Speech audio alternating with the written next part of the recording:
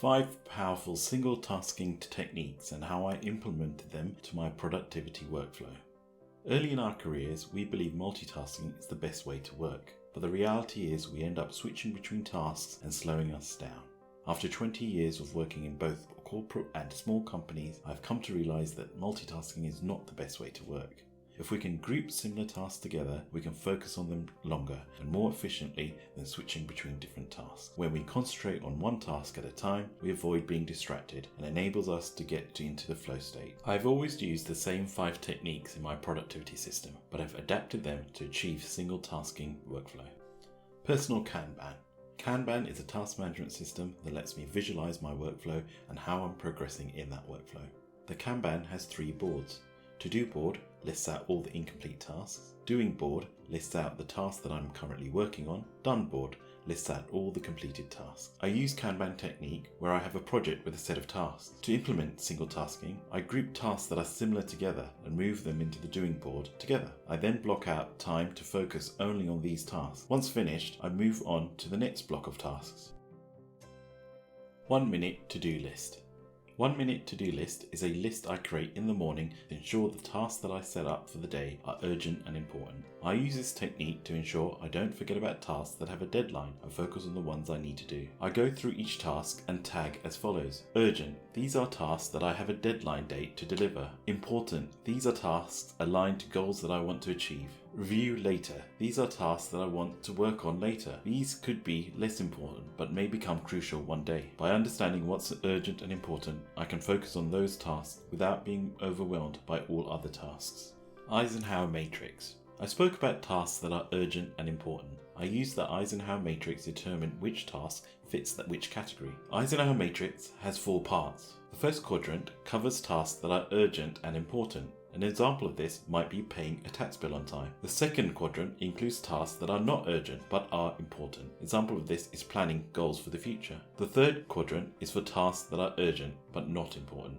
These could be helping someone with a chore. The fourth quadrant covers non-urgent and non-important tasks. For me, this would be watching Netflix alone or playing video games. By identifying tasks that I need to do most urgently and importantly, I avoid overwhelming myself with a surge of tasks and causing me to juggle between tasks. Pomodoro technique. Once I have a list of tasks, I use the Pomodoro method to work through them. The basic concept of Pomodoro is to split your time to 25-minute slots for working on tasks, then a 5-minute break. Repeat for another 25 minutes with another 5-minute break. After 4 25-minute slots, you can have a 15 to 30-minute break. For me, I have adopted a 50-minute window rather than a 25-minute slot, as it reflects better my concentration time. I also do the following. Listen to classical music via headphones. Turn off all communications, including email. Turn off notifications on the phone. By using this method, I can focus on the single task until it is complete before working on the next. By switching off communications and notifications, I avoid being distracted and switching to another task.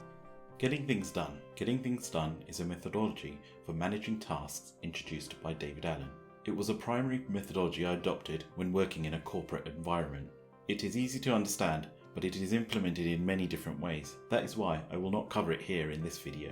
Instead, I want to focus on 3 concepts that I learned from Dave Allen's GTD book that I think will help encourage single tasking. Write all your tasks down into a single inbox. GTD recommends to capture all tasks in one place.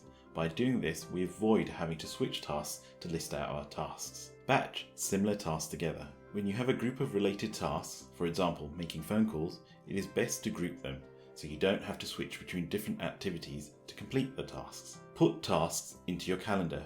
When you have a task, schedule it into your day and add it to your calendar. By adding it to your calendar, it helps you estimate the time it takes and prevents people from booking meetings. I use Kanban to plan my projects and group similar tasks together. I create daily 1-minute to-do lists to list out the tasks I need to do that day so I know the order of the tasks to complete. I use the EISENHOWER matrix to prioritize my to-do list so it covers urgent and essential tasks rather than being distracted by less important ones. I use the Pomodoro method to work through single tasks and keep focus. When I get a new task, I record it in one place for view later on, so I don't have to go to multiple locations. Finally, I batch similar tasks together to reduce the effort to change activities and store my tasks in my calendar to avoid people putting in meetings and disrupting my day. Many people still believe multitasking is an important skill, but remember this: you can do 2 things at once, but you can't focus effectively on 2 things at once. Gary W. Keller. What other tips do you have for personal productivity and single tasking? Let me know via the comment below or Twitter. Please like, subscribe and notify for more videos. Thanks for watching.